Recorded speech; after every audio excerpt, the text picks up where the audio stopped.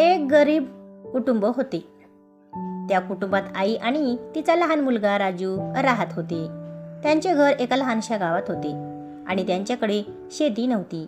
त्यामुळे आई दुसऱ्यांच्या शेतात काम करून पैसे कमवायची आणि आपल्या मुलाचे पालन पोषण करायची. राजू खूप हुशार होता आणि त्याला शाळेत जायला खूप आवडायचे. पण गरिबीमुळे त्याला चांगले शिक्षण मिळवणे शक्य नव्हते. त्याची आई त्याला नेहमी सांगायची, बेटा, शिक्षण हे जीवनातील सर्वात मोठे धन आहे. तू खूप शिक आणि मोठा माणूस बन. आईच्या बोलण्यावर राजू पूर्ण विश्वास ठेवायचा आणि तो खूप मन लावून अभ्यास करायचा. शाळेत त्याचे नेहमी चांगले गुण यायचे. त्याची आई दिवसभर शेतात काम करून थकून घरी यायची, पण तरीही ती राजूच्या अभ्यासाकडे लक्ष द्यायची. रात्री उशिरापर्यंत ती त्याला गोष्टी सांगायची आणि त्याचे शाळेतील अनुभव विचारायची.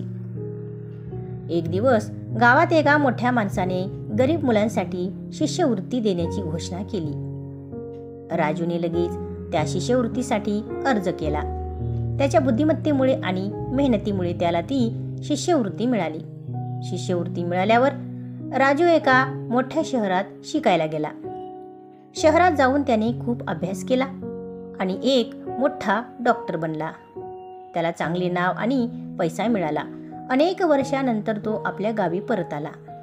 त्याचे घर आता बदलले होते, पण त्याची आई अजूनही त्याच साध्या घरात राहत होती.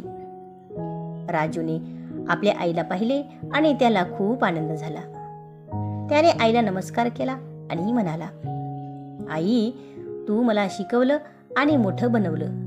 आज मी तुझ्यामुळेच डॉक्टर झालो आहे. आईच्या डोळ्यातून आनंद अश्रू आले.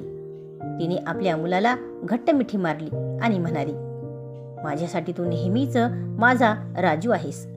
तू मोठा झाला याचा मला खूप आनंद आहे, पण तू माणूस म्हणून चांगला राहा, हेच माझ्यासाठी सर्वात महत्त्वाचे आहे.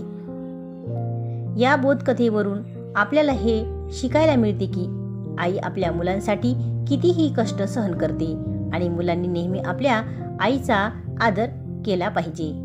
तर मित्रांनो, कशी वाटली ही गोष्ट ते कमेंटमध्ये नक्की सांगा आणि चॅनलला नक्की सबस्क्राईब करा. धन्यवाद.